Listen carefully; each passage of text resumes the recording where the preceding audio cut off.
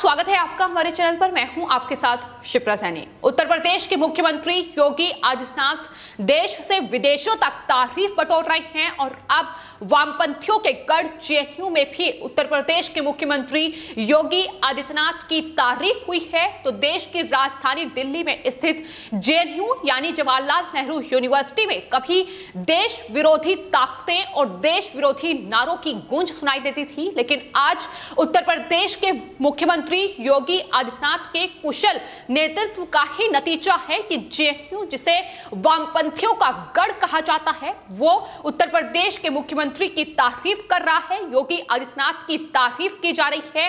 दरअसल खबर यह है कि जेएनयू में एक कार्यक्रम का आयोजन किया गया था जिसमें जेएनयू यूनिवर्सिटी के प्रोफेसर, दिल्ली यूनिवर्सिटी के प्रोफेसर शामिल हुए थे और उन्होंने उत्तर प्रदेश में जिस तरीके से कानून व्यवस्था में बड़ा बदलाव योगी सरकार ने किया है, माफियाओं पर शिकंजा कसा है और यहां तक कि कोविड प्रबंधन किया है, उसको लेकर तारीफ की गई है। आपको बता दें, जेएनयू की प्रोफेसर पूनम कुमारी की ओर से आइए चले यूपी की ओर इस विषय पर चर्चा के लिए एक कार्यक्रम का आयोजन किया गया था जिसमें दिल्ली यूनिवर्सिटी के assistant professor doctor Siddharth Mishra भी शामिल हुए थे। इसके अलावा भी कई प्रोफेसर ने इस पूरे कार्यक्रम में हिस्सा लिया जिसमें उत्तर प्रदेश पर जाहिर तौर पर चर्चा हुई कि आखिर किस तरीके से उत्तर प्रदेश में बड़ा बदलाव हुआ है।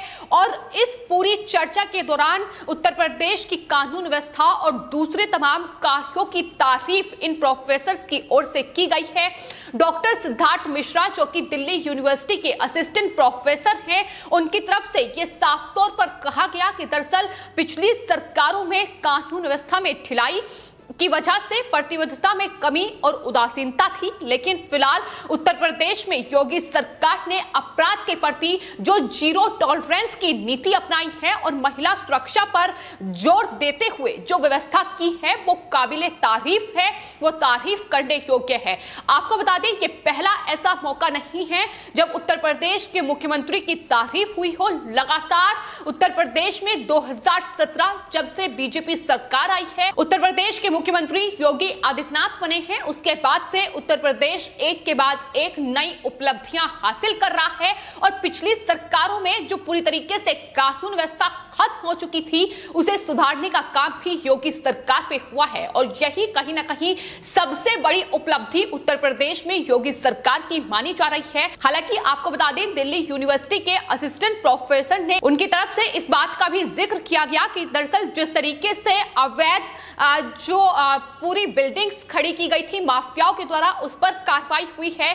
अनुसूचित जाति जनजातियों को न्याय दिलाने वाले कानून के प्रति योगी सरकार के कदम व्यवस्था को ठीक करने वाले हैं, ये उनकी तरफ से कहा गया है। वहीं एक और प्रोफेसर सौरभ अखौरी की ओर से इस बात पर जोर दिया गया कि अगर शासक की दृष्टि सही और इच्छा शक्ति मजबूत हो तो जनता का कल्याण होना संभव है, जो कि उत्तर प्रदेश में योगी सरकार ने किया है, उत्तर प्रदेश के मुख्यमंत्री योगी आदित्यनाथ ने किया है। उनकी तरफ से हालांकि इस बात का भी जिक्र किया गया कि 1986 के यूपी गैंगस्टर एक्ट का हवाला उनकी तरफ से दिया गया जिसके तहत उत्तर प्रदेश में योगी सरकार ने पिछले कुछ सालों में जो गैंगस्टर थे, माफिया थे, उन पर बड़ा शिकंजा कसा है और करोड़ों की अवैध जो संपत्ति उन्होंने हासिल की थी उसे मुक्त कराया गया है और जिन गरीबों दलितों की भूमि पर कब्जा किया गया था उन्हें वो भूमि वापस की गई है। तो इस तरीके से ये बड़ी कार्रवाई इस एक्ट के तहत योगी सरकार ने की है, लेकिन उन्होंने बताया कि आतंक, हिंसा, फिरौती, राज्य की शांति और संपत्ति नष्ट करने की कोशिश, इन सभी मुद्दों पर पहले भी कानून थे। इच्छा शक्ति की कमी के चलते पिछली सरकारों ने कानून व्यवस्था ठीक करने में उतनी सफलता हासिल नहीं की जितनी योगी सरकार ने की है। यानी हर एक कानून का सही तरीके से इंप्लीमेंट किया गया है, उस पर काम किया गया है, एक्शन लिया गया है और इसकी ही तारीफ जेएनयू कर रहा है। जेएनयू में जो उत्तर प्रदेश विषय पर चर्चा हुई उसमें उत्तर प्रदेश के मुख्यमंत्री की तारीफ की गई, जो अपने आप में जाहिर तौर पर एक बड़ी उपलब्धि, क्योंकि आपको बता दें जेएनयू एक ऐसी यूनिवर्सिटी है जहां से वामपंथी लोग वामपंथी विचारधारा पनपती है, देश विरोधी नारे लगते हैं। लेकिन अब उस यूनिवर्सिटी में एक भगवाधारी मुख्यमंत्री उत्तर प्रदेश के योगी आदित्यनाथ, जिनकी तारीफ हुई है। हालांकि आपको बता दें जेएनयू की जो प्रोफेसर हैं डॉक्टर पूनम, उन्होंने भी यह कहा है कि वर्तमान में उत्तर प्रदेश में जो सरकार है उसके द्वारा सुधारी गई कानून व्यवस्था को वहां के लोग भी महसूस कर रहे हैं। यह मौजूदा नेतृत्व की मजबूत इच्छा शक्ति से ही मुमकिन हो सका है कि आज उत्तर प्रदेश में लगातार इस तरीके से कार्य हो रहे हैं। उत्तर प्रदेश की सरकार की यह कोशिश है कि किस तरीके से उत्तर प्रदेश के हर एक नागरिक तक तमाम योजनाओं का लाभ पहुंच सके, स्वास्थ्य व्यवस्थाएं बेहतर हो सके, ताकि हर एक नागरिक को उत्तर प्रदेश में स्वास्थ्य सेवाएं मिल सके। तो ये लगातार उत्तर प्रदेश के मुख्यमंत्री योगी आदित्यनाथ इसके लिए प्रतिबद्ध भी हैं। और कोरोना महामारी के दौरान ये लगातार देखने को मिला है कि जहां कोविड प्रबंधन ठीक तरीके से नहीं हो रहा था, तमाम जिलों का दौरा उत्तर प्रदेश के मुख्यमंत्री की ओर से किया गया। ग्राउंड रियलिटी क्या है इसकी जायजा उनकी तरफ से लिया गया और इसी कड़ी में वो अलीगढ़ भी पहुंचे थे। पहले ऐसे मुख्यमंत्री जो अलीगढ़ मुस्लिम यूनिवर्सिटी में पहुंचे और जाहिर तौर पर वहां परिस्थितियों का जायजा लिया, जब वहां कोरोना के चलते लगातार प्रोफेसर्स की जाने जा रही थी। उस वक्त उन्होंने अलीगढ़ यूनिवर्सिटी के गढ़ में पहुंचकर वहां तमाम प्रोफेसर से बातचीत की। क्या कोविड प्रबंधन है इसकी जानकारी ली गई, आखिर क्यों जाने जा रही हैं इसकी भी बखूबी तरीके से जानकारी ली गई।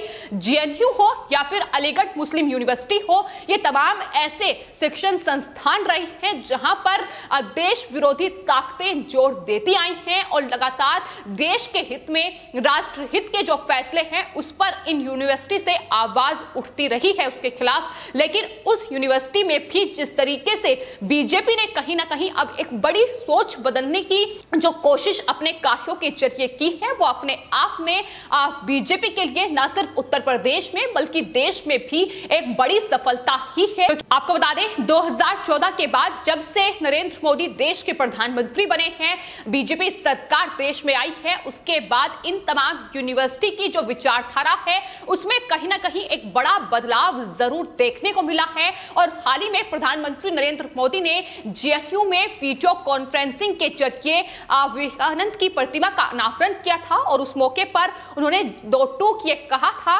कि राष्ट्र हित से ज्यादा तरजीह अपने विचारों को देने की प्रथा ने लोकतांत्रिक व्यवस्था को नुकसान पहुंचाया है, जो कि सही नहीं है। उनकी तरफ से यह कहा गया कि आज हर कोई अपनी विचारधारा पर गर्व करता है। उन्होंने कहा कि जो स्वाभाविक भी है, लेकिन हमारी विचारधारा राष्ट्र हित में होनी चाहिए, खिलाफ बिल्कुल नहीं होनी चाहिए। जाहिर तौर पर जेएनयू एक अलग विचारधारा के लिए जाना गया है। कन्हैया कुमार से लेकर तमाम ऐसे वहां से नेता हैं जो निकले हैं और लगातार देश में देश विरोधी चीजों को बढ़ावा दिया गया है। राष्ट्र हित में बात ना करने के बजाय किस तरीके से पाकिस्तान का राग अलावा गया, भारत तेरे टुकड़े होंगे, इस तरीके के नारे जेएनयू से लगते आए हैं। लेकिन उन लोगों पर कड़ी कार्रवाई बीजेपी सरकार पे हुई है, केंद्र सरकार ने की है और फिलहाल तमाम लोगों पर कार्रवाई चल रही है। लेकिन इस बीच जेएनयू में अब कहीं ना कहीं जिस तरीके से ये वामपंथियों का गढ़ माना जा रहा है, उत्तर प्रदेश के मुख्यमंत्री योगी आदित्यनाथ के कार्यों की तारीफ हुई है।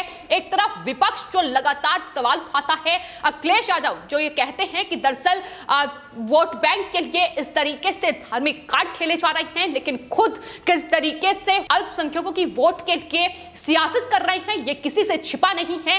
तो लगातार आरोप प्रत्यारोप का सिलसिला जारी है। लेकिन इस बीच अगर वामपंथियों के गढ़ में जेएनयू में प्रधानमंत्री नरेंद्र मोदी या फिर उत्तर प्रदेश के मुख्यमंत्री योगी आदित्यनाथ की तारीफ होती होती है तो अपने आप में एक बड़ी उपलब्धि उत्तर प्रदेश में मुख्यमंत्री योगी आदित्यनाथ की है। और इससे पहले भी साफ तौर पर योगी आदित्यनाथ दो टूक ये कह चुके हैं कि दरअसल जो जेएनयू अब तक वहां ये नारे लगते थे कि भारत तेरे टुकड़े होंगे, लेकिन अब एक भारत श्रेष्ठ भारत के नारे देश में लग रहे हैं। और यही बदलाव है जो देश में आया है बीजेपी सरकार आने के बाद। ये योगी आदित्यनाथ की तरफ से बिहार चुनाव के दौरान ये बात कही गई थी और जाहिर तौर पर अब जिस तरीके से तारीफ उत्तर प्रदेश में मुख्यमंत्री योगी आदित्यनाथ की हो रही है, ये उनके कुशल नेतृत्व और कार्यों का ही नतीजा है कि न सिर्फ जेएनयू बल्कि जिस तरीके से विदेश से भी उत्तर प्रदेश के मुख्यमंत्री तारीफ बटोर रहे हैं। हाल ही में ऑस्ट्रेलिया के सांसद क्रेग केली ने यहां तक कहा है कि अगर कोई ऑप्शन होता तो वो उत्तर प्रदेश के मुख्यमंत्री योगी आदित्यनाथ को ऑस्ट्रेलिया ले जाते। और उन्होंने जिस तरीके से यूपी मॉडल अपनाया है, जिस तरीके से उस पर काम किया है, वो लगातार उसकी तारीफ कर रहे हैं। कोविड प्रबंधन जिस तरीके से किया गया है उसकी तारीफें की जा रही हैं।